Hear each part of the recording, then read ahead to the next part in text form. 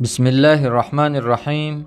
الحمد لله و الصلاة و السلام علی رسول الله.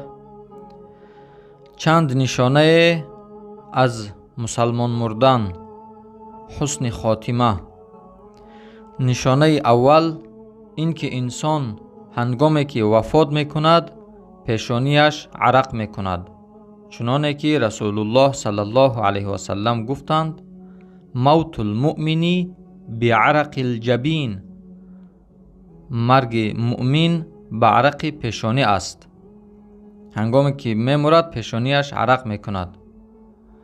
نشانه دوم این که انسان هنگامی که وفات میکند شب جمعه باشد یا که روز جمعه باشد، چنانه که روایت است از رسول الله صلی الله علیه و سلم: ما من مسلم یموت یوم الجمعه او لیلة الجمعه الا وقاه الله فتنة القبر. هر انسانی که بمیرد روز جمعه یا شب جمعه مگر اینکه الله او را از فتنه قبر، از عذاب قبر نگاه می‌دارد. نشانه سوم اینکه انسان هنگام وفات کردن، هنگام جان دادن کلمه شهادتین را به زبان بیارد، چنانه که رسول الله صلی الله علیه و سلم گفتند: من کان آخر کلامه من الدنیا لا اله الا الله دخل الجنه.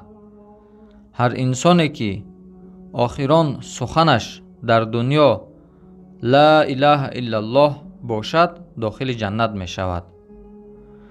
نشانه چهارم این که انسان شهید بمیرد، نه فقط شهیدی که در جنگ کشته می شود، بلکه ذکر کردند رسول الله صلی الله علیه و سلم این که انسان در حالت سوختار بمیرد، یا اینکه غرق شود. والغریق شهید، غرق شده شهید است در آب. یا اینکه به کسل طاعون، وبا، مثل این کرونا ویروس که چقدر مسلمان ها را از بین برد. یا اینکه به کسلی های داخلی مثل سرطان، یا اینکه درون رو گفتن والمبطون شهید. یا اینکه دفاع از نفسش که گفتن من قتل دون دمه فهو شهید. هر انسانی که برای خونش دفاع میکند شهید است. یا اینکه برای مالش کشته می شود، من قتل دون ماله فهو شهید. هر انسانی که برای مالش کشته می شود پس وی شهید است. و عرضه، و انسانی که برای ناموسش کشته می شود، من قتل دون اهله فهو شهید. گفتند هر انسانی که برای دفاع از ناموس زن و دختر و خواهرش کشته می شود پس وی شهید است. علامت پنجم، نشانه پنجم این که انسان در عبادت بمیرد، وفات کند. مثلا یک انسان نماز می خواند، یا اینکه روزه دار بود، یا اینکه به طرف مسجد می رفت، یا به طرف تعلیمات دینی می رفت. اگر در همان حالت در راه وفات کند نشانه مؤمن مردن است.